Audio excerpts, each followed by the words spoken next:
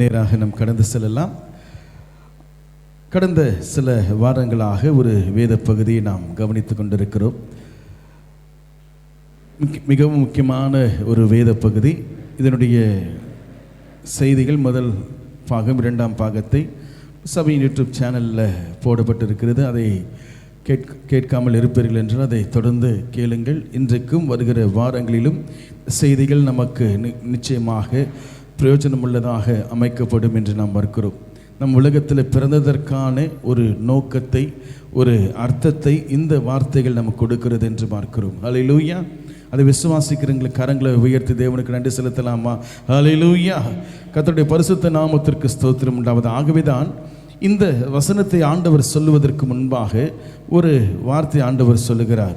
14 யோவான் 14 அதிகாரம் 1 வசனத்தை நாம் வாசிக்கும் பொழுது, உங்கள் இருதயம் கலங்காதிருப்பதாக தேவனிடத்தில் விசுவாசமாயிருங்கள், என்னிடத்திலும் விசுவாசமாயிருங்கள். ஆண்டவர் எதிர்பார்க்கிற காரியம் இதுதான். ஆண்டவர் அநேக விஷயங்களை இந்த உலகத்தில் ஆண்டவர் சொல்லி போனார். அநேக காரியங்கள் மனிதனுக்கு, மனிதனுடைய மூளைக்கு, அவனுடைய ஆற்றலுக்கு எட்டாத விஷயங்களை தெய்வம் என்ன செய்திருக்கிறார், சொல்லி போயிருக்கிறார் என்று பார்க்கிறோம். ஆனால் அதை நம்புவதற்கான அந்த நம்பிக்கை உங்களுக்கும் எனக்கும் என்னங்க இருக்க வேண்டும். மனிதனை பொறுத்தவரை நம்பிக்கை என்பது அவன் பார்த்தால்தான், ஒரு விஷயத்தை கண்ணார கண்டால்தான் என்ன செய்வார்கள், நம்புவார்கள்.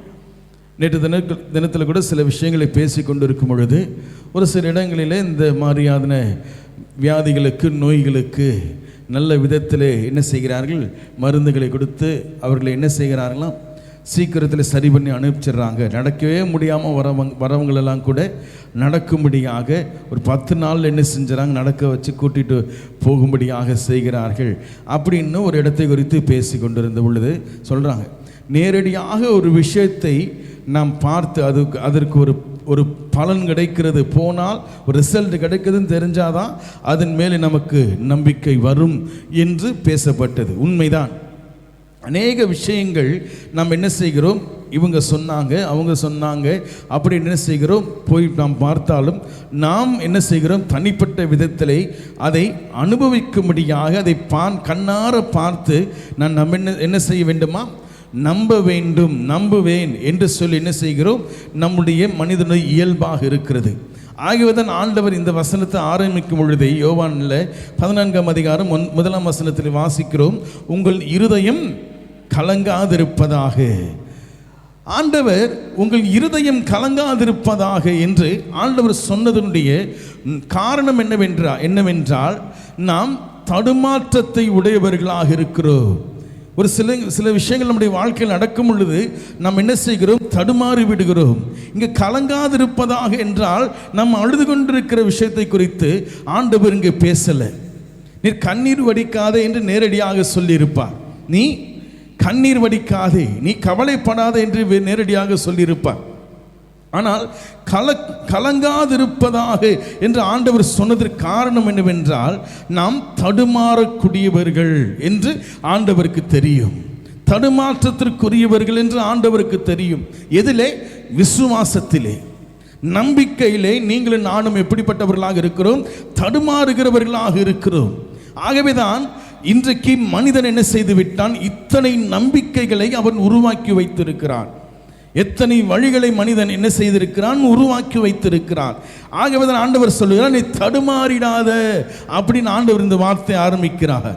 உன் இருதயம் கலங்காதிருப்பதாக என்றால் நீ என்ன செய்கிறாய், இங்கே கொஞ்சம் அங்கே கொஞ்சம், இதை நம்புறதா அதை நம்புறதா, இவங்க சொல்றது நம்புறதா, இல்லை இந்த ஹாஸ்பிட்டல் போகிறதா, அந்த ஹாஸ்பிட்டலில் போய் பார்க்கறதா, அல்லது கவர்மெண்ட் ஹாஸ்பிட்டலில் பார்த்துருக்கலாம் போல, அல்லது பிரைவேட்டில் பார்த்துருக்கலாம் போல என்று சொல்லி நாம் என்ன செய்கிறோம், அங்கலாய்க்கிறது போல ஆண்டவர் சொல்லுகிற, நீ அங்கலாய்க்காதே. எதில்? விசுவாசத்திலே. நம்முடைய நம்பிக்கை, நம்முடைய தேவன் நமக்கு கொடுத்திருக்கிற விசுவாசம் கலங்கக்கூடாது என்று ஆண்டவர் சொல்லுகிற, எங்கேவான் நம் இருதயத்திலே. ஏன் ஆண்டவர் இப்படி ஆரம்பிக்க வேண்டும்? காரணம் என்னவென்றால், தம்முடைய சீஷர்கள் இதுவரைக்கும் கேட்காத, இதுவரைக்கும் கண்டிராத இதுவரைக்கும் சம்பவித்திராதவைகளை தம்முடைய சீஷர்களுக்கு ஆண்டவர் சொல்லும்படியாக ஆரம்பிக்கும் பொழுது சொல்லுகிறார், தடுமாற்றம் அடைந்திராதீர்கள், என் மேல் விசுவாசமாயிருங்கள், தேவனிடத்திலும் விசுவாசமாயிருங்கள். அப்போ ஆண்டவர் சொல்ற விஷயம் நம்பக்கூடிய அளவுக்கு என்ன செய்கிறது இல்லைங்க, இருக்காமல் இருக்கிறபடினாலே. ஏனென்றால் இதுவரைக்கும் நம்ம பார்த்ததில்லை, இதுவரைக்கும் நம்ம கேட்டதில்லை. இன்றைக்கும் ஆண்டவர் சொல்லி போய் 2000 வருடங்கள் ஆகிவிட்டது. இன்றைக்கும் பரலோகத்தை குறித்தோ அல்லது மறு வாழ்வை குறித்தோ மறு ஜென்மத்தை குறித்தோ அல்லது உயிர்த்தெழுதலை குறித்தோ நமக்கு என்ன இல்லைங்க, நம்பிக்கை கிடையாது. காரணம் என்ன தெரியுங்களா? நான் நம்புகிறேன் என்று கிறிஸ்தவன் என்ன செய்கிறான், சொல்லி கொண்டிருந்தாலும் அவன் நம்பிக்கை உடையவனாக அல்ல. நான் என்ன செய்கிறேன், அப்படி நம்பிக்கை உடையவனாக இருந்தால் அவன் மரணத்தை குறித்து என்ன செய்ய மாட்டான், கலங்க மாட்டான். மரணத்தை குறித்து அவன் பயப்பட மாட்டான் என்று பார்க்கிறோம். ஆனால் அப்படி இல்லையே.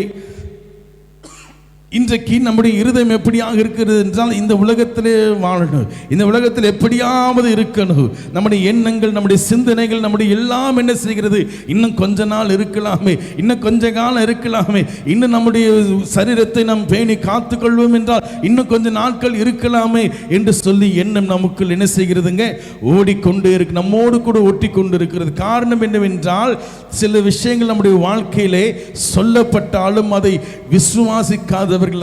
விசுவாசிக்காதவர்களாக தான் இன்றைக்கு நீங்களும் நானும் கடந்து போய் கொண்டிருக்கிறோம். ஆகவே ஆண்டவர் சொல்கிறார், உங்கள் இருதயம் கலங்காதிருப்பதாக, தடுமாற்றத்தை உடையதாக நம்முடைய இருதயம் இருக்கக்கூடாது. இன்னைக்கு அலைப்பாய்கிற இருதயத்தை உடையவர்களாக நாம் இருந்து கொண்டிருக்கிறோம், அலைப்பாய்ந்து கொண்டிருக்கிறோம். எங்கேயாவது எப்படியாவது சில விஷயங்கள் நமக்கு நடந்துவிடக் கூடாதா என்று பல விஷயங்களை இந்த உலகத்தின் காரியத்தில் நாம் செய்து கொண்டிருக்கிறோம். நன்மையானவர்களை சில பேர் பிடித்திடுறோம், நன்மையான காரியங்களை சில பேருக்கு என்ன செய்கிறது இல்லைங்க, கிடைக்கிறது இல்லை. எது ஆண்டவரே, எது ஆண்டவரே, எது ஆண்டவரே, எது உம்முடைய சித்தம் ஆண்டவரே, எது உம்முடைய சித்தம் ஆண்டவரே. இந்த ஊழியக்காரருக்கு ஃபோன் பண்ணி இந்த மாதிரி நாங்கள் செய்ய போகிறோம், ஆண்டவருடைய சித்தம் என்னன்னு கேட்டு சொல்லுங்க. இந்த மாதிரி விஷயத்தை பண்ண போகிறோம், ஆண்டவருடைய சித்தம் என்னென்று கேட்டு சொல்லுங்க. இந்த திருமணத்தை நாங்கள் செய்ய போகிறோம், இந்த ஆண்டவருடைய சித்தம் என்னவென்று கேட்டு சொல்லுங்கள் என்று தீர்க்கதரிசிகளுக்கு நாம் என்ன செய்கிறோம், ஃபோன் பண்ணுறோம். அவங்க நேரடியாக போய் பார்த்து, ஊழியக்காரர்களை பார்த்து நான் என்ன செய்கிறேன், ஜெபம் பண்ணுறோம். மற்ற நம்பிக்கையில் இருக்கிறவங்க என்ன சொல்லுவாங்க, ஜாதகத்தை பார்ப்பாங்க, ஜோசியக்காரை பார்ப்பாங்க. ஏனென்றால் அவர்களுடைய நம்பிக்கை எப்படியாவது இவங்க 2 பேருக்கும் செட் ஆகிடுமா, எப்படியாவது எல்லாம் பொருத்தும் 10 பொருத்தமும் பொருந்தி வருதா, ஏதாவது 1-2 பிரச்சனை இருந்தால் பரவாயில்ல அப்படின்னு என்ன செய்கிறார்கள். நாம் நம்பிக்கையில் நாம் என்ன செய்கிறோம், தடுமாற்றம் உடையவர்களாக இருக்கிறோம். எதை நாம் செய்வது என்ற அந்த ஒரு இருதயம் நமக்குள் என்ன இல்லாமல் இருக்கிறபடினாலே எல்லாவற்றிலும் என்ன செய்கிறோம், தடுமாற்றத்தை உடையவர்களாக இருக்கிறபடினால தான் ஆண்டவர் தெளிவாக சொல்றார், உங்கள் இருதயம் கலங்காதிருப்பதாக, தேவனிடத்தில் விசுவாசமாயிருங்கள், என்னிடத்திலும் விசுவாசமாயிருங்கள். அப்போ இன்றைக்கு நம்முடைய தடுமாற்றம், நம்முடைய இருதயத்தில் நமக்கு ஏற்படுகிற கலக்கங்கள் எதன் அடிப்படையில் இருக்கிறது? விசுவாசத்தின் அடிப்படை தான். இன்றைக்கு நான் இயேசுவை ஏற்றுக்கொண்டேன், என் சொந்த இரட்சகராக நான் அவரை ஏற்றுக்கொண்டு இருக்கிறேன். நான் அவர் வரும் பொழுது நான் அவரை பார்ப்பேன், அவரை தரிசிப்பேன். சில ஊழியக்காரர்கள்லாம் மெசேஜ் கொடுக்கும் பொழுது அந்த சுவிசேஷ கூட்டத்தை சொல்லும் பொழுது, இன்றைக்கு நீ மரித்தால் நீ எங்கே போவாய் அப்படின்ற கேள்வி வரும். அப்ப எல்லாம் நடுநடுங்கி போய், ஐயோ நான் இவ்வளவு பாவம் செஞ்சிருக்கிறேனே, இவ்வளவு பொய் சொல்லியிருக்கிறேனே, இவ்வளவு பேரை ஏமாத்திருக்கிறேனே அப்படின்ற ஒரு எண்ணம் நமக்குள்ள நம்மெல்லாம் பரலோகம் போக மாட்டோம். அவர் வேலை ஆண்டவர் இப்போ வந்தா நான் இங்கே தான் இருப்பேன், மற்றவங்க எல்லாம் பரலோகம் போயிடுவாங்களே, அந்த ஊழியக்காரர் பரலோகம் போயிடுவாரே என்ற ஒரு எண்ணம் நமக்குள்ள இருக்கு. கலக்கம் உடையவர்களாக நீங்கள் நானும் என்ன செய்கிறோம், நம்முடைய இருதயம் கலங்கி கொண்டிருக்கிறது. ஒரு கலக்கத்தோடு கூட ஒரு தண்ணீர் ஒரு இடத்துல இருக்கிறது, அது கலங்கின நிலையில் இருக்கிறது போலதான் ஒரு தெளிவான ஒரு நிலை நமக்கு நம்முடைய இருதயத்தில் இல்லாமல் இருக்கிறதை ஆண்டவர் பார்த்து சொல்லுகிறார், நீ கலங்காதே. கண்ணீர் வடிக்கிற விஷயத்தை குறித்து ஆண்டவர் இங்கே பேசல. கண்ணீர் வடி நீ அழுகிறாய், நீ அழுது கொண்டிருக்கிறாய், உன் கண்ணீர் துடைக்கப்படும் என்ற விஷயத்தை ஆண்டவர் உங்கள் இருதயம் கலங்காதிருப்பதாக அப்படின்னு மெசேஜ் கொடுக்கும் பொழுது நீ எதை குறிச்சும் கண்ணீர் வடிக்காதன்னு மெசேஜ் கொடுப்போம். ஆனால் ஆண்டவர் இருதயத்திலே உங்களுக்கு கலக்கம் இருக்கக்கூடாது என்று சொன்னது கண்ணீரை குறித்து சொல்லல, அவர் மேல் உள்ள விசுவாசத்திலே தடுமாற்றம் இருக்கக்கூடாது என்று ஆண்டவர் உங்களையும் என்னையும் ஆண்டவர் முதலாவது எச்சரிக்கிறார். ஒரு எச்சரிப்பை கொடுத்து விட்டு தான் ஆண்டவர் சொல்லுகிறார், என் பிதாவின் வீட்டிலே அநேக வாசஸ்தலங்கள் உண்டு, அப்படி இல்லாதிருந்தால் நான் உங்களுக்கு சொல்லியிருப்பேன். ஒரு ஸ்தலத்தை உங்களுக்காக ஆயத்தம் பண்ணும்படியாக போகிறேன். நான் போய் உங்களுக்காக ஸ்தலத்தை ஆயத்தம் பண்ணின பின்பு நான் இருக்கிற இடத்திலே நீங்களும் இருக்கும்படி நான் மறுபடியும் வந்து உங்களை என்னிடத்தில் சேர்த்துக் கொள்வேன். ஹல்லேலூயா. அப்போ ஆண்டவர் ஏன் நம்முடைய இருதயம் கலங்கக்கூடாதுன்னு சொல்றார்? நான் சொல்ற விஷயத்தை கேட்டு நீங்கள் பதறி போய் விடாதீங்க. அது எப்படி நடக்கும், அது எப்படி ஆகும் அப்படின்னு ஆண்டவர் அவர் எச்சரித்தாலும் கூட கலங்காமல் இருக்கு நான் சொல்றேன். ஆகவே என்ன நம்பு, என்னை விசுவாசி. தொடர்ந்து வேதத்தை வாசிக்கும் பொழுது, வசனங்களை வாசிக்கும் பொழுது சொல்லுவார், என்னை நம்பு, அப்படி இல்லைனா என் கிரியை நிமித்தமாவது என்னை நம்புவார். அப்படிதானே சொல்றாரு. எந்த வசனத்தில் இதை வாசிக்க முடியுமா? என்னை விசுவாசியுங்கள் அல்லது என்னுடைய கிரியை நிமித்தமாவது என்னை என்ன செய்யுங்கள், விசுவாசியுங்கள் என்று சொல்லி ஆண்டவர் சொல்லி போகிறதே பார். 11ஆம் வசனம்.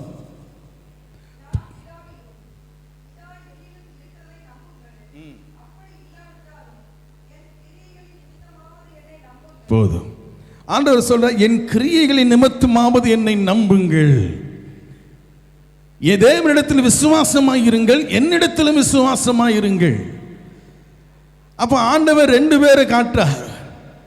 ஒன்று பரலோகத்தில் இருக்கிறவர், இன்னொன்று பூலோகத்தில் மாம்சத்தில் இருக்கிறவர். 2 பேரை காட்டுறார். தேவனிடத்தில் விசுவாசமாயிருங்கள், என்னிடத்திலும் விசுவாசமாயிருங்கள் என்று ஆண்டவர் நமக்கு சொல்லி போயிருக்கிறாரே. அது எதற்காக அவரை விசுவாசிக்க வேண்டுமா? எதற்காக அவரை நம்ப வேண்டும்? எதற்காக தேவனை விசுவாசிக்க வேண்டும்? எதற்காக இயேசு கிறிஸ்துவை நாம் விசுவாசிக்க வேண்டும்? அந்த விசுவாசத்திலே நமக்கு கலக்கம் உண்டாகும், தடுமாற்றங்கள் ஏற்படும். இந்த உலகத்தில் நமக்கு பல விஷயங்கள் என்ன செய்கிறதுங்க, நம்மை கிறிஸ்துவின் மேல் உள்ள விசுவாசத்திலிருந்து வழிவிலக பண்ணும்படியாக கிரியைகள் நடந்து கொண்டிருக்கிறது. ஏன் நாமே கூட சில விஷயங்களை வருவித்துக் கொண்டு தேவன் மேல் விசுவாசம் உள்ளவர்களாக இருக்க முடியாமல் நாம் என்ன செய்கிறோம், தடுமாறிக் கொண்டிருக்கிறோம். தேவன் மேல் உள்ள விசுவாசம் அசையாமல் கலங்காமல் நிலைத்து நிற்க வேண்டும் என்றால் நாம் தேவனிடத்திலும் இயேசுவினிடத்திலும் நீங்கள் நாளும் விசுவாசத்தை வைக்கிறவர்களாக இருக்கணும். அது நான் அப்படிதான் இருக்கிறேன் பிரதர், நான் இயேசுவை தான் விசுவாசிக்கிறேன் பிரதர் அப்படின்னு நினைச்சு சொன்னீங்க அப்படின்னா, எதற்காக இயேசுவின் இடத்தில் விசுவாசம் உள்ளவர்களாக இருக்கிறீர்கள்? எதற்காக தேவனிடத்தில் விசுவாசம் உள்ளவர்களாக இருக்கிறீர்கள்? ஆண்டவர் அடுத்து சொல்ற விஷயத்தின் மேல் அதன் அடிப்படையில் நம்முடைய விசுவாசம் அமைக்கப்படுகிறதா? சந்தோஷம், உண்மை. தேவன் நிச்சயமாகவே அந்த விசுவாசத்தை மெச்சுக்கொள்வார். உன் விசுவாசம் என்ன சொல்றாருங்க, ஒரு ஸ்திரீயை பார்த்து, உன் விசுவாசம் பெரியது. அப்படிதான் ஆண்டவர் உங்களை என்னையும் பார்த்து சொல்வார். காரணம் என்னவென்றால், நீங்கள் நானும் தேவனிடத்தில் இயேசுவினிடத்தில் விசுவாசம் வைக்க வேண்டியது, தேவன் நமக்காக ஒரு ஸ்தலத்தை ஆயத்தம் பண்ணி கொண்டிருக்கிறார். இந்த உறவை, இந்த ஒரு நிகழ்வை, நடக்க போகிற இந்த விஷயத்தை நாம் நம்முடைய வாழ்க்கையில் நாம் எப்படி விசுவாசம், இதெல்லாம் நடக்குமா, இதெல்லாம் வாய்ப்பு இருக்கா, இதெல்லாம் வாய்ப்பு இருக்கா? ஏதோ வளராதீங்க பிரதர், ஏதோ வளரிட்டு இருக்காதீங்க, நேரத்தை வீணடிக்காதீங்க. ஏதாவது வாக்குத்தத்தங்களை சொல்லுங்க. நான் நிச்சயமாக அதை கேட்டு நான் சந்தோஷப்பட்டு, நாளைக்கு என் பிள்ளைக்கு இது பண்ணணும், நாளைக்கு எனக்கு எங்க வீட்டில் இந்த பிரச்சனை இருக்கிறது, இவ்வளவு செலவு இருக்கிறது, அதற்காக நீங்க என்ன செய்யுங்க, பிரசங்கம் பண்ணுங்க. நீங்க போயிட்டு யாரும் பார்த்திராத, யாரும் கேட்டிராத, யாரும் கண்டிராதவைகளை குறித்து நீங்கள் இப்பொழுது பேசுவீர்கள் என்றால் எங்களுக்கு என்ன பிரயோஜனம்? இப்படி சொன்னவங்களை இப்படி சொன்ன விசுவாசிகளை என் காதுல நான் கேட்டிருக்கிறேன். நம்ம சபையில் அல்ல. தேவனுக்கு அடுத்தவைகள் தேவனுக்கானவைகளை ஆகவேதான் வேதம் சொல்லும், முதலாவது தேவனுடைய ராஜ்யத்தையும் அவருடைய நீதியும் தேடுங்கள். ராஜ்யம் என்றால் என்னன்னு தெரியல, நீதி என்றால் என்னன்னு தெரியல. எல்லாம் தேவனுடைய ராஜ்யம் நீதி என்றால் என்ன நினைக்கிறோம்? காலையில் எழுந்து ஜெபம் பண்ணி பாடல் பாடி ஜெபம் பண்ணி வேதம் வாசித்து அவரை போல நல்லவர் இல்லையே என்பது போல வேஷம் போட்டு வெளியில வந்து நின்று, அல்ல ஞாயிற்றுக்கிழமை ஆச்சுன்னா காலையிலே எழுந்து என்ன செய்கிற, சபைக்கு எழுந்து வந்து சபையில் உட்கார்ந்து ஜெபம் முதல் ஜெபம் ஆரம்பிக்கிறதுக்கு முன்னாடியே வந்து உட்கார்ந்து ஆண்டவரை பாடி கீர்த்தனம் பண்ணி ஆராதனை செய்து ஜெபம் பண்ணி காணிக்கை செலுத்தி தசம பாகங்களை செலுத்தி தேவனுடைய வார்த்தைகளை கேட்டு கடந்து போகிறது, அல்லது அவருக்காக இதாகலும் ஒரு ஊழியம் செய்வது, இதாக ஒரு ஆண்டவருடைய நாம் பிரசித்தப்பட வேண்டும், சுவிசேஷம் சொல்லப்பட வேண்டும் என்பதற்காக சிறு சிறு காரியங்களை செய்து இதுதான் தேவனுடைய ராஜ்யமும் இதுதான் தேவனுடைய நீதி என்று நீங்கள் நான் நினைத்துக் கொண்டு இருக்கிறோம். இல்லை, தேவனுடைய நீதி என்பது வேற, தேவனுடைய ராஜ்யம் என்பது வேற. அப்ப சபைக்கு வரக்கூடாதுன்னு சொல்றீங்களா பிரதர்? அப்ப நேரத்துக்கு வரக்கூடாது, நேரத்துக்கு வாங்கன்னு சொன்னாலே வரதில்லை ஆளு. சொல்ற விஷயங்களை நீங்கள் நாம் என்ன செய்யணும்? புரிந்து கொள்ளணும். தவறான விஷயங்களை எடுத்துக்கொள்வோம் என்றால் நாம் நிச்சயமாகவே வேதம் சொல்லுகிறது போல உங்கள் இருதயம் கலங்காதிருப்பதாக. ஆண்டவர் முதல்ல திடப்படுத்துறார், அங்கே எச்சரித்து ஒரு திடப்படுத்துறார். என் மேல் விசுவாசமாயிருங்கள், தேவனிடத்திலும் விசுவாசமாயிருங்கள் என்று ஆண்டவர் சொல்லி போனாரே. அப்போ அந்த நம்பிக்கை, அந்த விசுவாசத்தை நாம் எவ்வண்ணமாக தேவனின் நீதியும் ராஜ்யத்தையும் எப்படியாக நாம் முதலிடமாக கொண்டிருக்கிறோம். கர்த்தருடைய பரிசுத்த நாமத்திற்கு ஸ்தோத்திரம் உண்டாவதாக. ஆண்டவர் திடப்படுத்தினா கூட, உங்கள் இருதயம் கலங்காதிருப்பதாக என்று சொன்னாலும் கூட, தேவனிடத்தில் விசுவாசமாயிருங்கள், என்னிடத்தில் விசுவாசமாயிருங்கள் என்று சொன்னாலும் கூட, தம்முடைய சீஷர்களுக்கு அதை குறித்ததான விளக்கம் புரியல. ஆகவேதான் தோமா சொல்றார், நாங்கள் எப்படி அறிவோம்? பிலிப்பு சொல்றார், நீர் பிதாவை எங்களுக்கு காண்பியும் என்று கேட்கிறார். ஆண்டவர் சொல்றார், நான் உன் கூட இருக்கிறேன், 24 மணி நேரம் உன் கூட இருக்கிறேனே. அப்போ கூட உனக்கு புரியலையா? அப்போ கூட உனக்கு தெரியல பிலிப்பு? என்னை கண்டவன் பிதாவை கண்டான் என்று சொன்னாரே. அப்ப ஆண்டவர் சொல்லுகிற தேவனுடைய வீடு, தேவனுடைய வாசஸ்தலம் என்று சொல்லப்படுகிறது. எதை இங்கு நாம் பார்க்க வேண்டும்? அது நம்ம எங்கே கொண்டு போய் விடுகிறது? அதற்கு போவதற்கு வழி எப்படிப்பட்ட வழியிலே நம்மை கொண்டு போகிறது? கடந்த வாரத்தில் நாம் கவனித்தது போல ஆண்டவர் என்ன செய்தார்? எப்படி ஆண்டவரை போவோம்? எங்களுக்கு தெரியாதே. நீர் போகிற இடம் எது எங்களுக்கு தெரியாது, வழியை நாங்கள் எப்படி அறிவோம் என்று கேட்கும் பொழுது சொல்லுகிறார், நானே வழியும் சத்தியமும் ஜீவனுமாய் இருக்கு, என்னை என்று ஒருவனும் பிதாவினிடத்தில் வரான். அப்ப இயேசு கிறிஸ்து தெளிவா ஒரு விஷயத்தை சொல்றார். நீங்களும் நானும் அடைய வேண்டிய, நீங்களும் நானும் போக வேண்டிய ஒரு இடம் உண்டு, ஒரு வழி உண்டு. அந்த வழியில் நீங்களும் நானும் போவதற்கு பிரயாசப்படுகிறவர்களாக இருக்கணும். ஆனால் அந்த பிரயாசம் நமக்கு இல்லை, தடுமாற்ற கலக்கங்கள் ஏற்பட்டு கொண்டிருக்கிறது. இந்த உலகத்தின் காரியங்களை நாம் என்ன செய்கிறோம்? சுமத்தி சுமத்தி சுமத்தி நம்ம என்ன செய்கிறோம்? நம்மை நாமே அமிழ்த்து கொண்டிருக்கிறோம். நம்மை தேவனுக்கானவைகளை நாம் சிந்திக்க முடியாதபடி, யோசிக்க முடியாதபடி பிரச்சனை இழுத்து வச்சு உட்கார்ந்துட்டு இருக்கோம். அதுக்கு மேலே போமாட்டேங்கிறது பிரதர், போமாட்டேங்கிறது பிரதர், போமாட்டேங்கிறது ஐயா, ஜெபம் பண்ணுங்க ஐயா. இழுத்து வச்சது யாருங்க? நம்ம தான். இழுத்து எல்லா பிரச்சனையும் தலை மேலே போட்டு நடக்காத பிரச்சனையை கூட நடக்கிற மாதிரி நினைச்சு, நேற்று தினத்தில் கொஞ்ச நேரம் சில விஷயங்களை யோசிச்சது, தலைவலி அவ்வளோ தாங்கலை. அப்படிதான் நம்முடைய சரீரம் என்ன பலவீனமாக நம்முடைய சரீரம் இருக்கிறது. ஆனால் நாம் என்ன செய்கிறோம்? தேவையில்லாதவைகளை யோசித்து சிந்தித்து நாம் என்ன செய்கிறோம்? ஜீவனுக்கானவைகளை இழந்து போய் கொண்டிருக்கிறோம். அது எப்படி போகும், அது எப்படி வருவோம் எங்களுக்கு தெரியாதே. கூடயே இருந்த சீஷர்களுக்கு என்னங்க அங்கே கலக்கம் ஏற்படுகிறது. எதிலே? விசுவாசத்திலே. எப்படி நம்புறதுன்னு தெரியல, எப்படி அதெல்லாம் செய்யுது. எங்களுக்கு பிதாவை காண்பியும், எங்களுக்கு பிதாவை காண்பியும் என்று பிலிப்பு கேட்கிறார். ஆண்டவர் சொல்லுகிறார், நானும் பிதாவும் ஒன்றாயிருக்கிற என்னை கண்டவன் பிதாவை கண்டான். அப்போ ஆண்டவர் சொல்ல வருகிற அந்த விஷயத்தை நீங்களும் நானும் புரிந்து கொள்ள வேண்டும். ஏதோ ஒரு இடத்திற்கு ஆண்டவர் நம்மளை கூப்பிட்டு போறாரு, ஏதோ ஒரு பரலோகத்தில் நம்மளை போய் வைக்க போகிறாரு. அங்கே என்ன செய்கிறது? பெரிய பெரிய கட்டிடங்கள், தூண்கள் எல்லாம் இருக்கு. எல்லா தேவ தூதர்களும் என்ன செய்யறாங்க? தேவனுடைய சிங்காசனத்துக்கு முன்பாக சுற்றி நின்று தேவனை பாடுகிறார்கள். ஓயா தோனியாய் பரிசுத்தர் பரிசுத்தர் பரிசுத்தர் என்று பாடிக்கொண்டிருக்கிறார்கள். அந்த இடத்திற்கு தேவனை கொண்டு போகிறார் என்று நினைக்கிறோம். இல்லை. ஒரு ஊழியக்காரர் சொன்னார், எல்லாம் பாட்டு கத்துக்கோங்க, எல்லாம் பாட்டு கத்துக்கோங்க. ஏன்னா பரலோகத்தில் நம்ம பாடல் மாத்திரம் தான் செய்யும். இங்கே 4 பாட்டுக்கு மேல உட்கார முடியல நம்மால.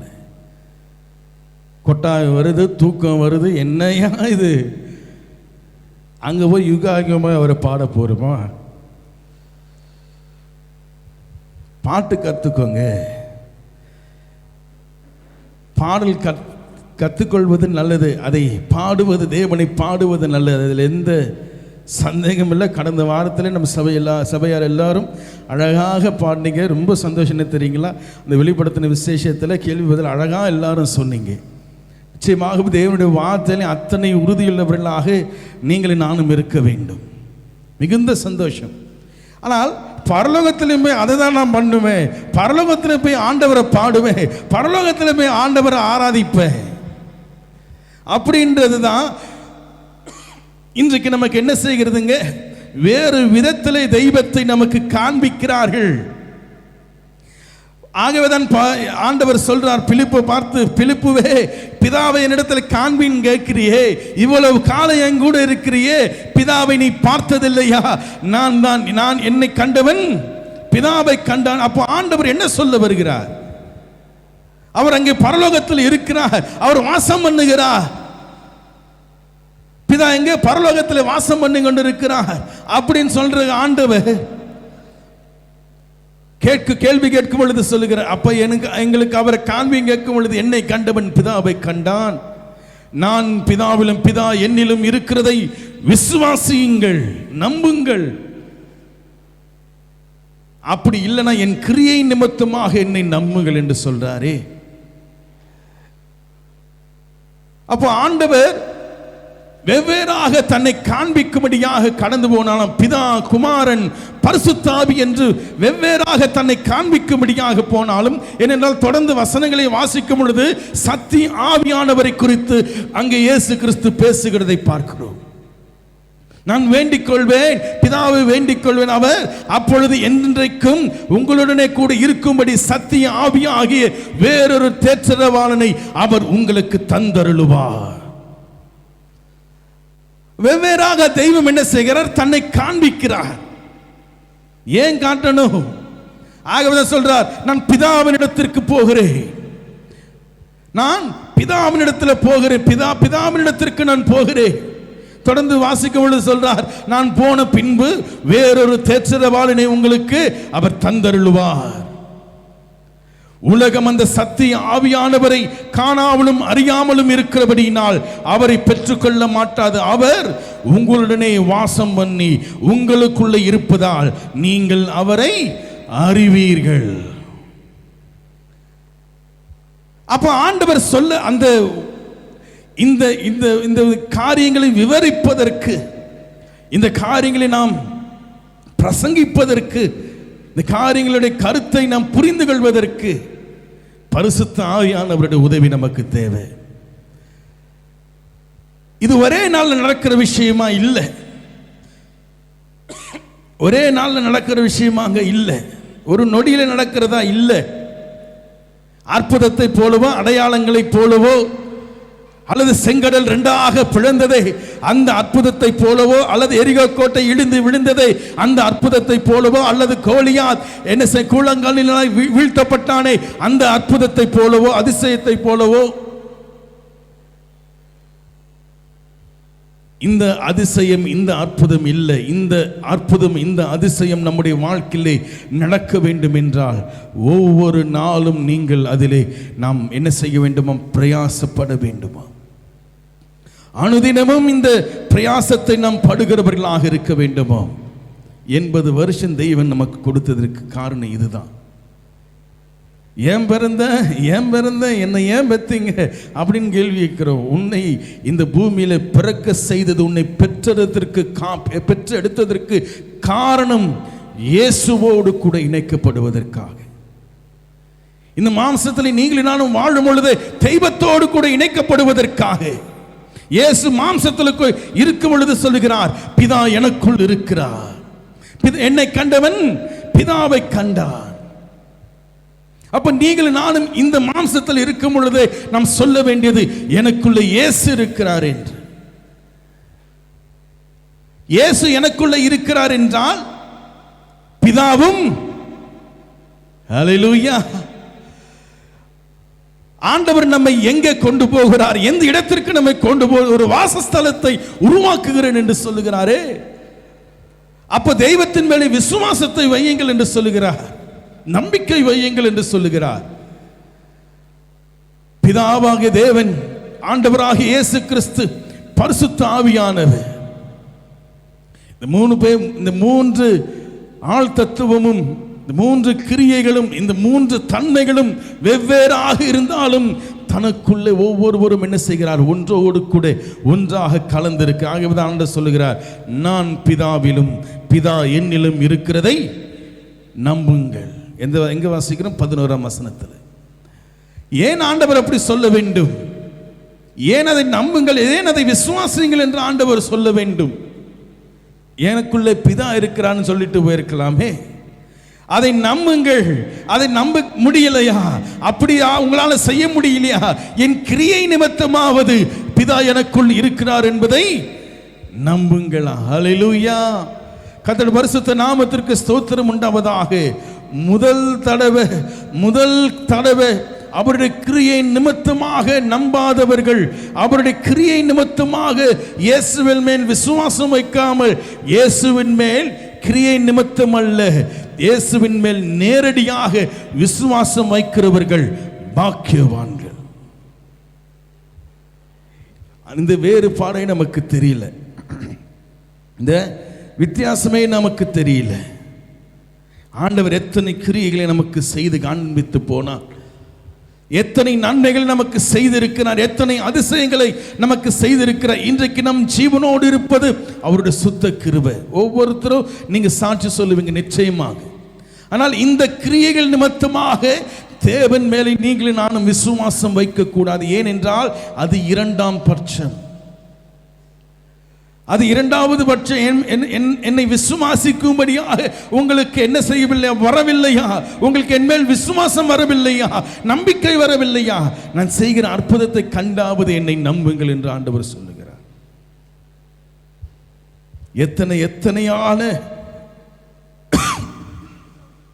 எத்தனையான வேதனையான ஒரு விஷயம் இது. காரணம் என்ன தெரியுங்களா? ஆண்டவரை நம்புகிறது தன்னாலே வரக்கூடிய விஷயம்.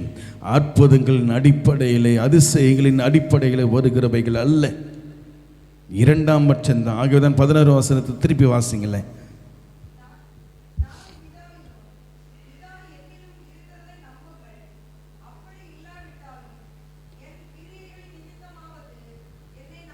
போதும். பிதா, நான் பிதாவிலும் பிதா என்னிலும் இருக்கிறதை நம்புங்கள். இதை மாத்திரம் ஒரு கிறிஸ்தவன் செய்வான் என்றால் அவன் பாக்கியவான், பாக்கியவான், பாக்கியவான். அப்படி இல்லாவிட்டால், அப்படி நம்ப முடியலையா? என் கிரியைகள் நிமித்தமாவது என்னை நம்புங்கள் என்ற ஆண்டவர் எந்த அளவுக்கு தெய்வம் தன்னை இறக்கி தன்னை காண்பித்துக் கொண்டிருக்கிறார். அப்ப நீங்கள் இன்றைக்கு இருக்கிற கிறிஸ்தவ உலகம் அற்புதங்களையும் அடையாளங்களையும் தேவனுடைய கிரியைகள் என்று சொல்லி நடப்பித்துக் கொண்டிருக்கிற சகலவற்றையும் அதன் அடிப்படையில் தான் தேவனை இன்றைக்கு விசுவாசித்துக் கொண்டிருக்கிறது கிறிஸ்தவம். உண்மைதானுங்க. இரண்டாம் பட்சத்திலே ஆண்டவர் சொல்லுகிறார், என்னை நம்புங்கள். அப்படி இல்லாவிட்டால் என்னுடைய கிரியை நிமித்தமாவது என்னை நம்புங்கள் என்று ஆண்டவர் சொல்லுகிறார். அப்ப நீங்கள் நானும் தெய்வத்தை விசுவாசிக்கிறது, தெய்வத்தை நம்புகிறது எதின் அடிப்படையிலே? கிரியையினால் தேவனை விசுவாசிக்கிறீங்களா, கிரியை இல்லாமல் தேவனை விசுவாசிக்கிறீங்களா? வேதம் சொல்லுகிறது கிரியை இல்லாத விசுவாசம். அப்ப எப்படி கிரியை இல்லாமல் தேவனை விசுவாசிக்க முடியும்? அங்கே யாக்கோபு சொல்ற கிரியை இல்லாத விசுவாசம் வேற, இங்கே சொல்லப்படுகிற கிரியை இல்லாத தேவன் மேல் வைக்க வேண்டிய நம்பிக்கை விசுவாசம் வேற. கிரியை நிமித்தமாக ஒருவன் தேவன் செய்த அற்புதத்தின் நிமித்தமாக நாம் என்ன செய்கிறோமா, தேவன் மேலே விசுவாசம் வைப்போம் என்றால் இதுதான் இரண்டாம் பட்சத்தில் கொண்டு போய் ஒரு மனிதனை விடுகிறது என்று பார்க்கிறோம். ஆனால் கிரியை இல்லாத விசுவாசம் செத்தது என்று சொல்லப்படுகிறது. காரணம் என்ன தெரியுங்களா? ஒருவன் தேவனை விசுவாசிக்கிறான், ஆனால் அதற்கேற்ற கிரியைகள், தேவனுக்கேற்ற கிரியைகளை அவன் என்ன செய்கிறது இல்லையாம், அவன் செய்யாமல் தேவனை விசுவாசிக்கிறது மாத்திரம் அவன் செய்து கொண்டு, அதாவது தேவனை விசுவாசிக்கிறவன் விசுவாசி செய்கிற கிரியைகளை இங்கே யாக்கோபு பேசுகிறதை பார்க்கிறோம். இங்கே பேசப்படுகிற கிரியை தேவனுடைய கிரியை. ஹல்லேலூயா. இதுதான் வித்தியாசம். ஆனால் இன்றைக்கு நாம் என்ன செய்கிறோம், தேவன் செய்கிற அற்புதங்கள், தேவன் செய்கிற அதிசயங்களை கண்டு இன்றைக்கு தேவன் மேலே விசுவாசம் உள்ளவர்களாக நாம் தேவனை ஏற்றுக்கொண்டு வந்திருக்கலாம். ஆனால் அதன் பின்பு இயேசு கிறிஸ்துவை நீங்களும் நானும் எந்த கிரியையின் அடிப்படையிலும் தேவனை விசுவாசிக்க கூடாது. நேரடியாக தேவனை நீங்களும் நானும் என்ன செய்ய வேண்டுமா, விசுவாசிக்கிறவன் பாக்கியவான் என்று வேதம் சொல்லுகிறது. ஹல்லேலூயா. கர்த்தருடைய பரிசுத்த நாமத்திற்கு ஸ்தோத்திரம் உண்டாவதாக. ஆண்டவர் சொல்ற விஷயங்களை நீங்களும் நானும் அறிந்து கொள்ளும்படியாக தேவன் கிருபை தருவராக.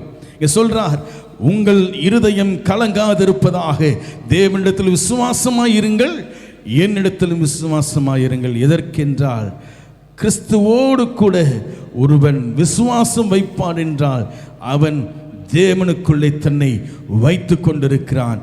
தொடர்ந்து வேத வசனத்தை வாசிக்கும் பொழுது அதை தான் ஆண்டவர் சொல்லுவார். தேவனோடு கூட இருக்கிற உறவு, தேவனோடு கூட இருக்கிற ஐக்கியம். இன்றைக்கு நீங்களும் நானும் தேவனை பார்க்கவில்லை, தேவனை தரிசிக்கவில்லை. தேவனை யார் கண்டது? இயேசுவை யார் கண்டது? 2000 வருஷத்துக்கு முன்பாக வந்தவராச்சு, அவரை யார் பார்த்தது என்ற கேள்விகள் எல்லாம் நமக்கு பல பேருக்கு இருக்கலாம், முக்கியமாக கிறிஸ்தவர்களுக்கு இருக்கலாம்.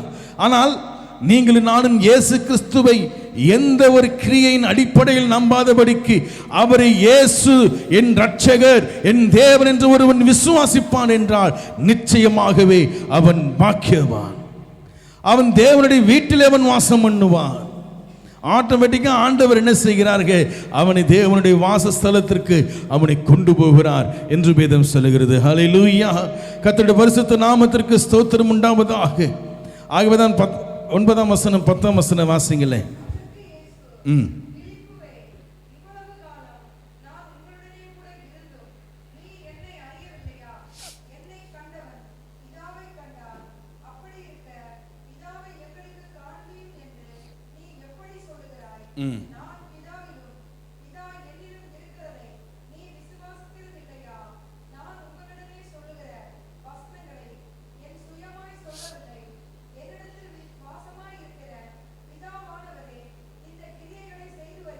போதும். ஆகவே தொடர்ந்து சொல்ல, நான் பிதாவிலும் பிதா என்னிலும் இருக்கிறதை நம்புங்கள். அப்போ ஆண்டவர் ஆரம்பிக்கும் பொழுது உங்கள் இருதயம் கலங்காதிருப்பதாக தேவனிடத்தில் விசுவாசமாயிருங்கள், என்னிடத்தில் விசுவாசமாயிருங்கள் ஆண்டவர் சொன்ன ஆண்டவர் என் கிரியைகள் நிமித்தமாவது என்னை நம்புங்கப்பா என்ற அளவுக்கு கொண்டு போய் விட்டார்கள். யாருங்க?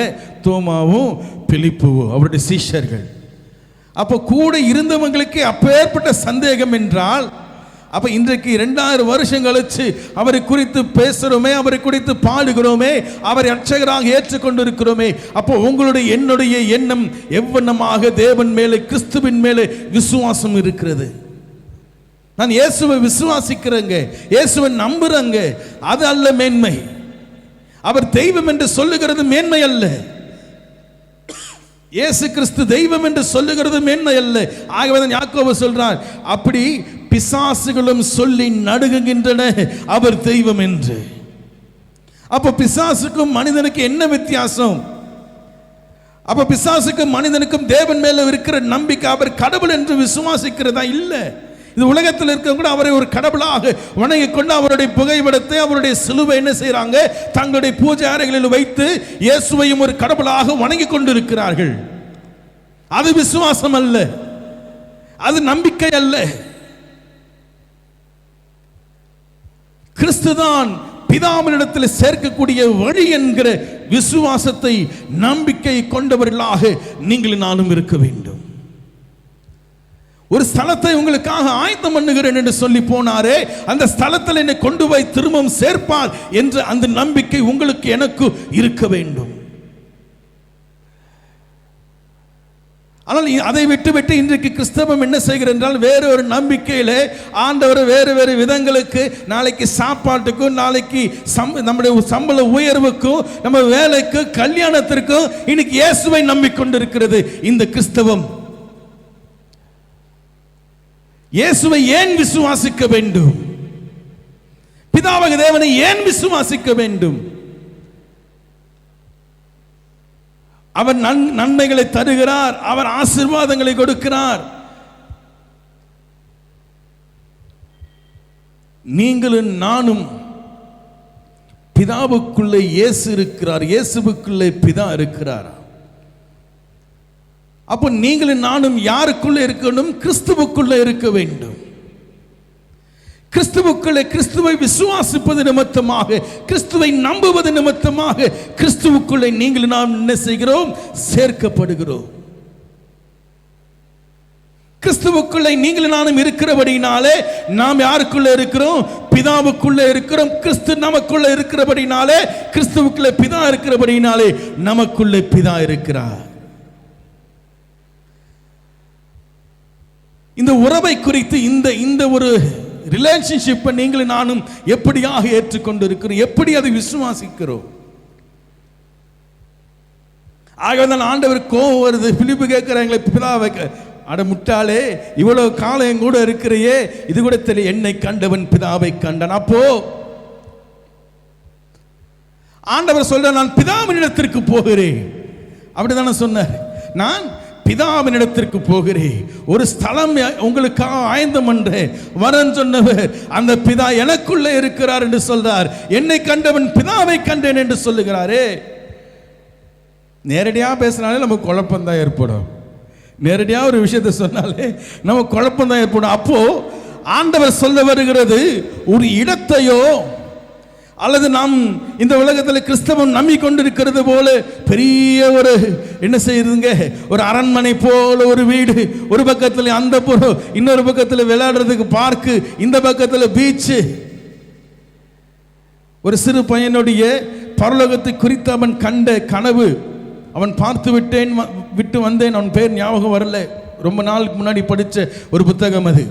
அதில் பார்த்தீங்கன்னா அவன் போட்டு இருக்கிறது எல்லாம் இயேசு கிறிஸ்து அவனோடு கூட என்ன செய்கிறானா, அந்த பீச்சில் செருப்பெல்லாம் கலட்டிட்டு ரெண்டு பேரும் அங்கே என்ன செய்கிறாங்க, அந்த கடலில் விளையாடி கொண்டு இருக்கிற அந்த கடலோட பேர் கண்ணாடி கடல் அப்படின்னு சொல்கிறான். இன்னும் அங்கே பக்கத்தில் பார்த்தீங்கன்னா பெரிய பெரிய அழகாக அவன் சிறுவனுக்கு ஏற்ற, அவனுடைய சிந்தனைக்கு ஏற்றபடி அவன் என்ன செய்கிறான், அது அவன் கண்ட கனவுகளை அவன் என்ன செய்கிறான், ஒரு புத்தகமாக வெளியிட்டு அநேக பிரதிகள் அந்த புத்தகம் கடந்து போனது.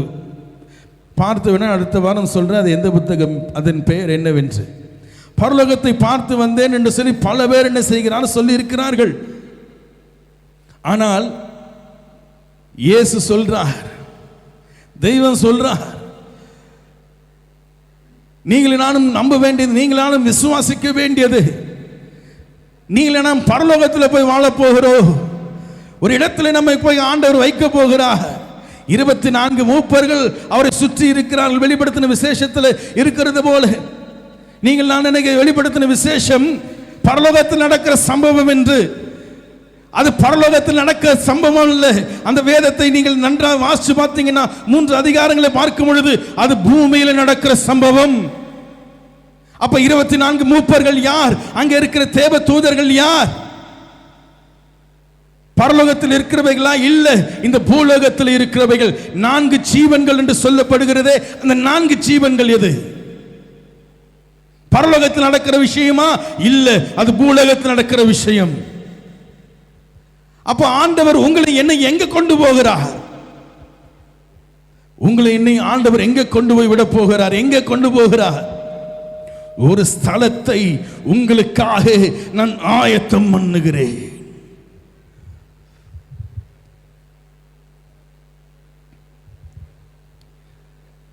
கடவுள் உங்களுக்கு எனக்கும், தெய்வம் உங்களுக்கு எனக்கும் பிதாவாக தேவனிடத்தில் வாழக்கூடிய வாய்ப்பை ஆண்டவர் ஏற்படுத்துகிறது தான் இந்த வசனம் சொல்லுகிறது. ஏனென்றால் பிதாவோடு கூட சேரக்கூடிய, தெய்வத்தோடு கூட, சர்வ வல்லவரோடு கூட இருக்கக்கூடிய அந்த வாய்ப்பை இழந்து போனவர்கள் நீங்கள் நானும். ஏன் தெரியுமா? அந்த பழத்தை கடிச்சு சாப்பிட்டா ஆதாம் இல்லை.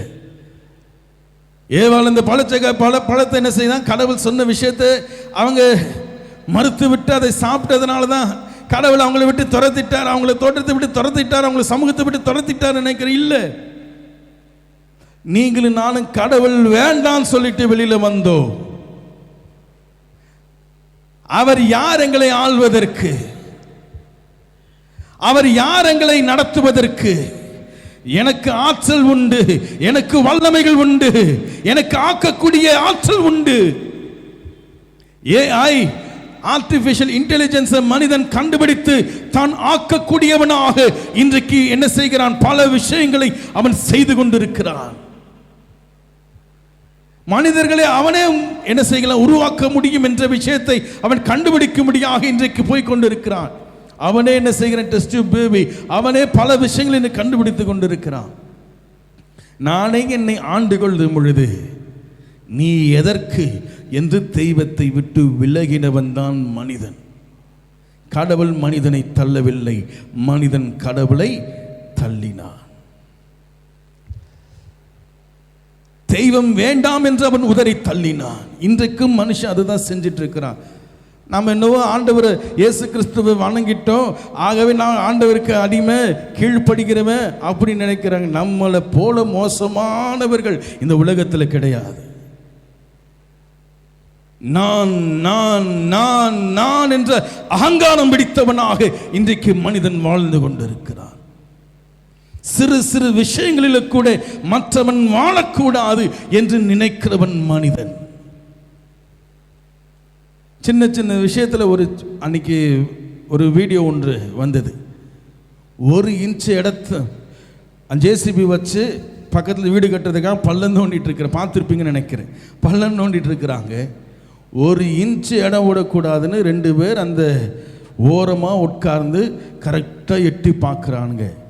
அந்த ஜேசிபி வச்சு தலையில் ஒரு கொத்துனா போதும் முடிஞ்சது கதை. அவன் கோபம் வந்தால் என்னாகும்? இவன் அந்த 1 இன்ச்சு கூட விட மாட்டேங்கிறான். நீங்கள் சொல்கிறீங்க, நீங்களும் நானும் சொல்கிறேன் கடவுள் வேண்டாம்னு. இல்லை, கடவுள், நீங்கள் நானும் சொல்ல கடவுள் என்னை வேண்டாம் என்று சொன்னார் நினைக்கிறேன். இல்லை, அவரை நீங்களும் நானும் வேண்டாம் என்று சொல்லி உதறி தள்ளிவிட்டோம். அத்தனை ஆற்றல் ஆதாமுக்கு தேவன் கொடுத்தார். இன்றைக்கு சில விஷயங்கள் நடக்கிறது, நான் சொல்ல வேண்டாம் தான் நினைச்சேன், ஆனால் நிச்சயமாக சொல்லி ஆகணும். ஒரு சில விஷயங்கள் எல்லாத்தையும் சொல்ல முடியாது. ஆண்டவர் அத்தனை ஆற்றலை மனிதனுக்கு தேவன் கொடுத்து வச்சிருக்கிறார். நாளைக்கு என்ன நடக்கும் கூட மனிதனுக்கு தெரியுங்க. நாளைக்கு என்ன நடக்கும் என்பது கூட மனுஷனுக்கு தெரியும். ஆகவேதான் அந்த ஆற்றலை மனிதன் வைத்துக்கொண்டு ஒரு பக்கத்தில் சாமியார்கள் ஏமாற்றி கொண்டு இருக்கிறார்கள், ஒரு பக்கத்தில் தீர்க்கதரிசிகள் ஏமாற்றி கொண்டிருக்கிறார்கள். தங்கள் இருதயத்துக்கு தோன்றினவைகளை சொல்லிக்கொண்டு நடக்கிறவைகள் என்று பார்க்கிறோம். ஒரு 5 கிலோமீட்டர் தள்ளி ஒருத்தர் வருகிறார் என்றால் இங்கிருந்து அவர்களால் கணிக்க முடியும் யாரோ வரார்கள் என்று, யாரோ அங்கு நிற்கிறார்கள் என்று. யார் என்று அவர்களுக்கு தெரியுமா? அத்தனை ஆற்றலை மனிதனுக்கு ஆண்டவர் கொடுத்து வைத்திருக்கிறார். ஆனால் இன்றைக்கு மனிதன் என்ன செய்கிறான் தெரியுங்களா? அவன் செய்கிற யோகாசனத்து நிமித்தமாக, அவன் ஓதி கொண்டிருக்கிற மந்திரங்கள் நிமித்தமாக இன்றைக்கு மனிதன் ஆன்ம வல்லமையை அவன் வெளிக்கொண்டு வந்து கொண்டிருக்கிறான். அதை இன்றைக்கு எந்த மனிதன் ரொம்ப அடிபட்டு இருக்கிறான், ரொம்ப கஷ்டப்பட்டு இருக்கிறானோ, அவனிடத்தில் எப்படியாக இருக்கும் என்றால் அவனுடைய கிரியைகள், அவனை சுற்றி நடக்கிற விஷயங்கள் எல்லாம் அவன் என்ன செய்கிறது என்றால், மற்ற காரியங்களை அவனுக்கு நாளைக்கு இது நடக்கும், உனக்கு இது நடக்கும், இது செய்யும் அப்படின்னு சொல்லி மனுஷன் என்ன செய்கிறான்? தன் ஆன்ம வல்லமையை பயன்படுத்தி கொண்டு இருக்கிறான். எப்படிங்க அற்புதம் நடக்குது? எப்படிங்க அதிசயம் நடக்குது? ஆண்டவரால் நடத்தப்படாத அற்புதங்களும் உண்டு, ஆண்டவரால் நடத்தப்படாத அதிசயங்களும் உண்டு. ஆகவேதான் மசூதிக்கு போனாலும் பேய் ஓடுது, கோயிலுக்கு போனாலும் பேய் ஓடுது, சர்ச்சுக்கு வந்தாலும். அது எப்படி சாத்தியமாகும்? மசூதிக்கு போனாலும் ஜுரம் போகுது, கோயிலுக்கு போனாலும் ஜுரம் போகுது, சர்ச்சுக்கு வந்தாலும் ஜுரம் போகுது. அது எப்படி சாத்தியமாகும்? கோயிலுக்கு போனால் நல்ல விஷயம் நடக்குது, சர்ச்சுக்கு போனால் நல்ல விஷயம் நடக்குது, மசூதிக்கு போனாலும் நல்ல விஷயம் நடக்குது. அது எப்படிங்க சாத்தியமாகும்? அப்போ நீங்கள் நானும் தெய்வத்தை பார்க்க வேண்டிய, தெய்வத்தை தேட வேண்டிய இவைகளில் அமைக்கப்படவில்லை என்பதை முதலாவது நாம் புரிந்து கொள்ள வேண்டும். அசுத்த ஆவிகள் அற்புதம் செய்யுமே அப்படின்னு சொல்லிட்டு நீங்க ஓடிடலாம். இல்லை, இது அசுத்த ஆவிகளால் நடத்தப்படுகிற அற்புதங்கள், அதிசயங்கள் அல்ல. மனிதன் தன் ஆன்ம வல்லமையை கொண்டு அற்புதங்களையும் அதிசயங்களையும் அவன் செய்து கொண்டிருக்கிறான். அதுல அவன் கடவுள் பேரு வைத்து செய்கிறான். நாளடைவில் அவனே கடவுளாக மாறி அங்கே என்ன செய்கிறான்? படுத்து விடுகிறான். இது உண்மை, 100க்கு 100 உண்மை. நீங்களே ஆராய்ந்து பாருங்க. பிரதர் சொல்லிட்டாரு அப்படி நம்பிட்டு போக வேண்டாம். நீங்க என்ன செய்யணும்? இது ஆராய்ந்து பார்க்கணும். அப்ப கடவுளை எதற்கு நீங்கள் நானும் தேடணும்? எதற்கு அவர் மேல விசுவாசம் உள்ளவர்களாக இருக்கணும்? அற்புதங்களுக்கா இல்லைன்றாரு, அதிசயங்களுக்கா இல்ல. அப்ப 100 வருஷம் இந்த பூமியில வாழ முடியுமா? இல்ல. எப்ப மனிதனுக்கு மரணம் ஏற்படுகிறது என்று தெரியாது. இந்த மரணம் மாத்திரம் மனுஷனுக்கு இல்லைன்னு நினைச்சுக்கோங்களேன். இந்த மரணம் என்கிற காரியம் மாத்திரம் மனுஷனுக்கு இல்லைன்னா இந்த உலகம் பாடுன்னா அவன் மனிதன் தாங்குன்னா வேதனைகளோடு கூட மனிதன் வாழ்ந்து கொண்டிருப்பான். மரணமே இல்லாத வாழ்க்கை, இந்த சரீரத்திலே மரணமே இல்லாத வாழ்க்கை என்று நமக்கு சொன்னார்னு வச்சுக்கோங்களேன், அது நீங்கள் வர நினைக்காதீங்க, அது நமக்கு சாபம். 100 வருஷம் ஒரு மனுஷன் வாழ்றான்னு நினைக்கிறோம். 100 வருஷம் அவன் எப்படிங்க வாழ்றான்? ஏதோ 1-2 பேர் என்ன செய்யறாங்க? நடக்கிறாங்க. ஆனால் அவங்களால எல்லா வேலையும் செய்ய முடியுமா? முடியாது. 100 வருஷம் வாழ்ந்தா அவ பெரிய ஆசீர்வாதம். நல்லா அவங்க வீட்டில் போய் கேட்டு பாருங்க, மனைவியை கேட்டு பாருங்க, கணவனை கேட்டு பாருங்க, பிள்ளைகளை கேட்டு பாருங்க, திட்டுவாங்க. இன்னும் இருந்துட்டு கிடக்குது, சாக மாட்டேங்குது பாரு, அப்படிதானே சொல்லுவோம். ஆனா தூரத்தில் இருக்கவங்களுக்கு 100 வருஷம் வாழ்ந்தாங்கப்பா. 100 வருஷம் வாழ்றது என்பது சாபம். நல்ல சரீர சுகத்தோடு நல்ல காரியங்களோடு கூட வாழ்ற விஷயத்தை மனிதன் எதிர்பார்த்தாலும் அவனுக்கு கிடைக்காது. தப்பிச்சு பொழைச்சு வந்துட்டாங்க, சாவுல இருந்து தப்பிச்சு பொழைச்சு வந்துட்டாங்க அப்படின்னா அவன் திரும்பவுமாக என்ன செய்ய போகிறான் அர்த்தம்? பாடுகளுக்குள்ளாக போக போகிறான் என்பதுதான் அர்த்தம். ஆண்டவர் உங்களுக்கு எனக்கும் இந்த சரீரத்தை கொடுத்ததற்கு காரணம் நம்மை நாம் என்ன செய்யணுமா? கண்ட்ரோல் பண்ணும்படியாக. அதன் பெயர் தான் சத்தியம். சத்தியத்தை ஒரு வரியில் சொல்ல முடியாது. சத்தியத்தை ஒரே ஒரு மெசேஜ் பிரதர் சத்தியத்தை பற்றி எடுத்துருங்களேன் அப்படின்னா எடுக்க முடியாது. சத்தியம் என்பது இந்த பூமியில் நம்ம கண்ணை மூன்ற வரைக்கும் அந்த சத்தியத்தை நாம் அபியாசிக்க வேண்டும். சத்தியத்தை நீங்களும் நானும் என்ன செய்யணும்? விசுவாசிக்கிறவர்களாக மாத்திரமல்ல, அதை கேட்டு அதன்படி நடக்கிறவர்களாகவும் இருக்க வேண்டும் என்று வேதம் சொல்லுகிறது. ஹல்லேலூயா. கர்த்தருடைய பரிசுத்த நாமத்திற்கு ஸ்தோத்திரம் உண்டாவதாக. அப்போ இப்படிப்பட்ட விஷயங்களுக்கு தான் கடவுள் என்னை அழைத்திருக்கிறாரா? இப்படிப்பட்ட விஷயங்களை செய்வதற்கு தான் கடவுள் என்னை அழைத்திருக்கிறாரா? 80 வருஷம் 90 வருஷம் அல்லது 100 வருஷம் வாழ்கிற வாழ்க்கை இந்த உலகத்தில் நமக்கு கொடுக்கப்பட்டாலும் அதனுடைய முக்கிய காரணம், முக்கிய நோக்கம் என்னவென்றால், கிறிஸ்துவுக்குள்ளே நீங்கள் நானும் ஒன்றாக்கப்பட வேண்டும். கிறிஸ்துவுக்குள்ளே நீங்கள் நானும் ஒன்றாக்கப்படுகிற அந்த ஒரு செயல் என்ன செய்யப்பட வேண்டும், நடக்க வேண்டும். ஆனால் இன்றைக்கு அதை நாம் செய்கிறதில்லை, அதை நம்புகிறதில்லை, அதை விசுவாசிக்கிறதில்லை. இன்றைக்கு அதற்காக நாம் பிரயாசப்படுக யார் சொல்லிக் கொடுக்கிறார்? யார் இன்றைக்கு செய்திகளை கேட்கும் பொழுது நாம் பயங்கர வேதனையாக இருக்கிறது. சில நேரங்களில் சில ஊழியக்காரங்க செய்தி நம்ம கேட்கலான்னு போட்டு கேட்டால் அத்தனை வேதனையாக ஆரம்பிக்கும் பொழுது உங்கள் இருதயம் கலங்காது இருப்பதாக ஆண்டவர் எதற்கு சொன்னாரு? ஆண்டவர் அந்த வார்த்தை எதற்கு சொன்னாருங்க? தடுமாற்றம் அடைந்திடாதே, விசுவாசத்தில் தடுமாறி போய்விடாதே. அதற்கு தான் ஆண்டவர் உங்கள் இருதயம் கலங்காது இருப்பதாக என்று சொன்னார். ஆனால் இன்றைக்கு உன் பிரச்சனைகளை கண்டு கலங்காதே, உன் வியாதியை கண்டு கலங்காதே. ஏன் இது திரும்ப திரும்ப சொல்ல அத்தனையாக கோபமாக வருகிறது, அத்தனை ஆதங்கமாக இருக்கிறது. எத்தனை வருஷம்தான் இதையே பாடி பாடி இதையே சொல்லி சொல்லி கிறிஸ்தவத்தை குட்டிச்சவராக்கி வைத்துட்டு கொண்டிருப்பார்கள். மாசத்துக்கு ஒரு வாட்டி சொன்னா பரவாயில்லைங்க, டெய்லி காலையில் எழுந்த உடனே ஒரு வசனம் இன்னைக்கு. அதனால தான் நான் அந்த மாதிரி விஷயங்கள் செய்வதற்கு எனக்கு பிடிக்காத காரணம் என்ன? நான் இயேசுவோடு இணைந்திருக்கிற வாழ்க்கைக்கு என்னை ஒப்பு கொடுக்கணுமே அன்றி இந்த உலகத்தின் ஆசீர்வாதத்திற்காக இயேசுவை தேடுகிறவன் நான் அல்ல. ஆனால் அதை தான் ஆண்டவர் இங்கே சொல்லுவோம், உங்கள் இருதயம் கலங்காது இருப்பதாக தேவனிடத்தில் விசுவாசமாக இருங்கள், என்னிடத்தில் விசுவாசமாக இருங்கள். அப்ப நாம போய் சேருகிற இடம் எது? தர்பார் போல பெரிய ஒரு இடத்துல ஆண்டவர் உட்கார்ந்துட்டு இருப்பான். இந்த பக்கம் 12 சீஷர்கள், அந்த பக்கம் 12 கோத்திரத்து அந்த பெரியவர்கள், கோத்திர பிதாக்கள் உட்கார்ந்துட்டு இருப்பாங்க. நடுவில் நம்ம ஆண்டவரை நடனம் ஆடி, ஆண்டவரை டான்ஸ் ஆடி அவரை என்ன செய்வோம்? குஷிப்படுத்துவோம். ஆண்டவரை ஆசீர்வதி அங்கிருந்து இப்படி இப்படி பண்ணிட்டு இருப்பார். இதுதான் நம்ம மண்டைக்குள்ள ஓடிக்கொண்டிருக்கிற பரலோகம். ஆண்டவர் சொல்றார், உங்கள் இருதயம் கலங்காதிருப்பதாக தேவனிடத்தில் விசுவாசமாய் இருங்கள், என்னிடத்தில் விசுவாசமாய் இருங்கள் என்று சொன்னவர் தாமே சொல்லுகிறார். நான் போகிறேன், நான் போய் என்ன செய்ய, உங்களுக்காக ஒரு ஸ்தலத்தை ஆயத்தம் பண்ணும்படியாக போகிறேன். அப்போ உங்களுக்கு எனக்கும் அது வரைக்குமாக ஒரு ஸ்தலம் இல்லை. உங்களுக்கு எனக்கும் அது வரைக்குமாக பிதாவினிடத்தில் சேருவதற்கான வாய்ப்பில்லாமல் இருந்தது.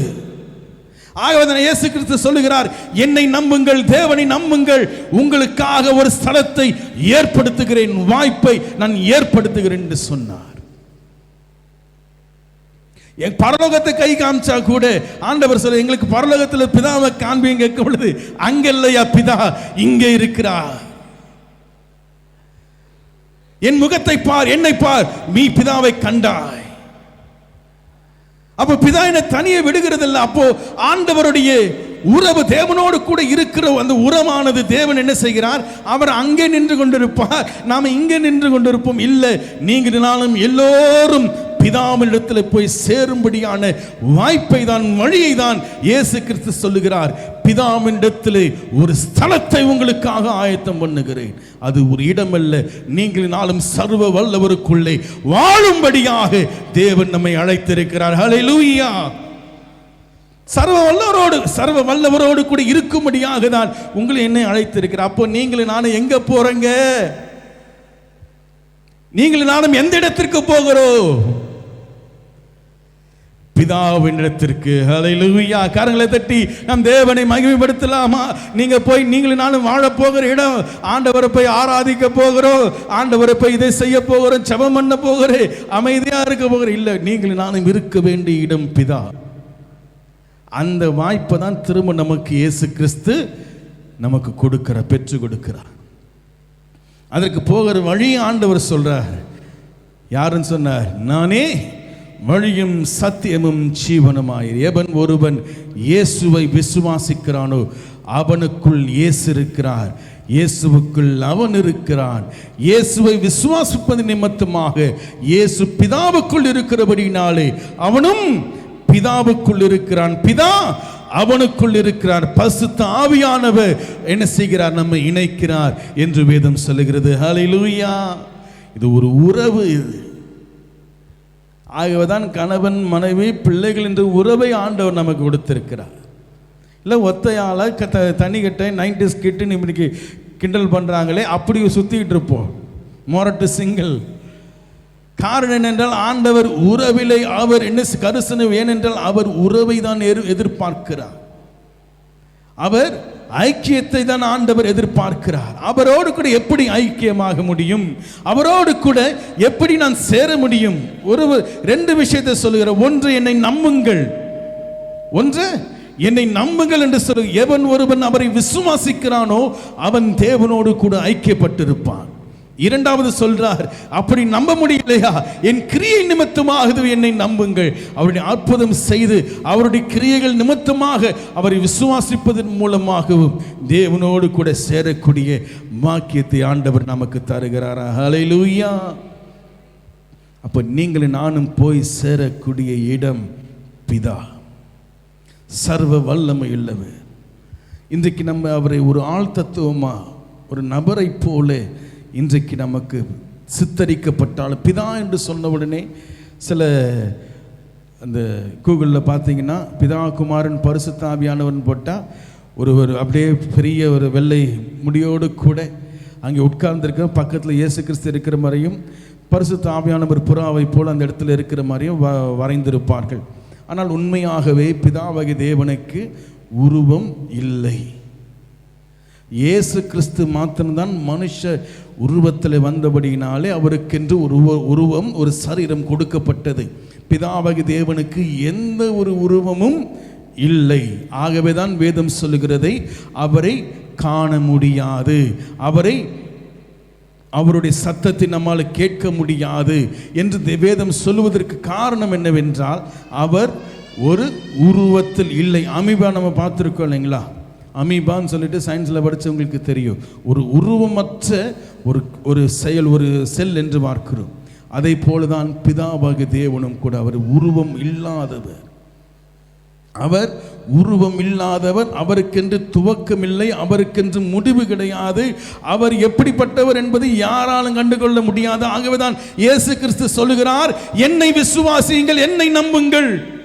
பிதாவை காண்பின்னு சொல்லும் பொழுது அவரை நீ பார்க்க முடியாது. என்னை கண்டாயா? பிதாவை கண்டாய் போ. அவருக்கென்று ஒரு உருவம் கிடையாது, ஆனால் அவருக்குள்ளதான் நீங்க போய் வாழணும். காற்றுக்கென்பு என்று ஒரு உருவம் கிடையாது, ஆனால் காற்று இல்லாமல் நீங்களும் நானும் வசிக்க முடியாது, சுவாசிக்க முடியாது என்பது போல பிதாவுக்கென்று உருவம் கிடையாது.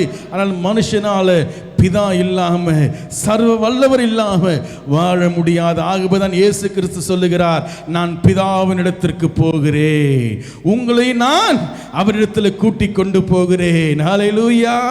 கரங்களை தட்டி நாம் தேவனை மகிமைப்படுத்தலாமா? ஆண்டவர் செய்திருக்கிற கிரியைகளின் நிமித்தமாக ஆண்டவரை விசுவாசிக்கிறவர்களாக மாத்திரமல்லங்க, நேரடியாக எந்த ஒரு எதிர்பார்ப்பும் இல்லாமல் இயேசுவை விசுவாசியுங்கள். நீங்கள் பாக்கியவான்களும் பாக்கியவதிகளாகவும் உங்கள் சந்ததி பாக்கியமுள்ளவர்களாகவும் காணப்படும். நீங்களினாலும் இயேசுவின் மூலமாக பிதாவண்டை போய் சேருவோம். எழுந்து நிற்போமா? நன்றி செலுத்துவோம். ஆண்டவர் கொடுத்த இந்த வார்த்தைக்காக ஸ்தோத்திரம். ஆண்டவரே, நீர் கொடுத்த இந்த வார்த்தைக்காக நன்றி. நாங்கள் உம்மிடத்தில் சேரும்படி கர்த்தாவே நீர் கொடுத்த கிருபைக்காக ஸ்தோத்திரம். ஒவ்வொரு நாளும் கர்த்தாவே அது நின்று கர்த்தாவை நடத்த வேண்டுமா நாங்கள் செபிக்கிறோம் சொல்லி ஆண்டவரை மகிமைப்படுத்துவோமா?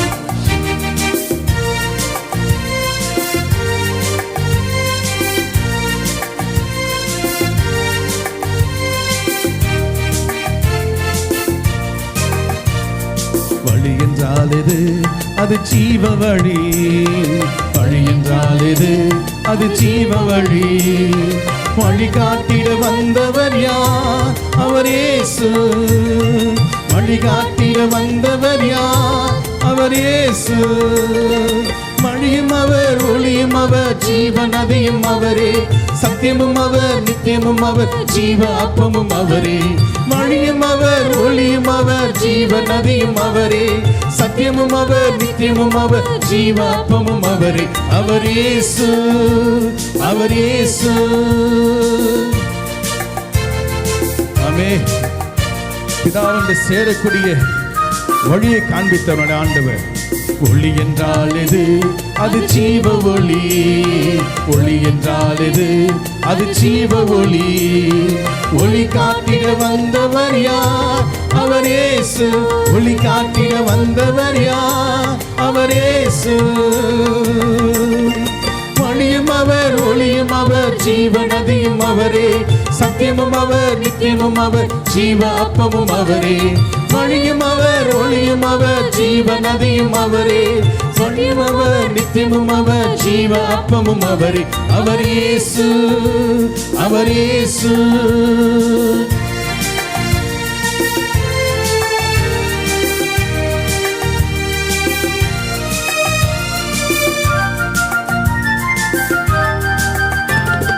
சத்தியம் என்றால் எது?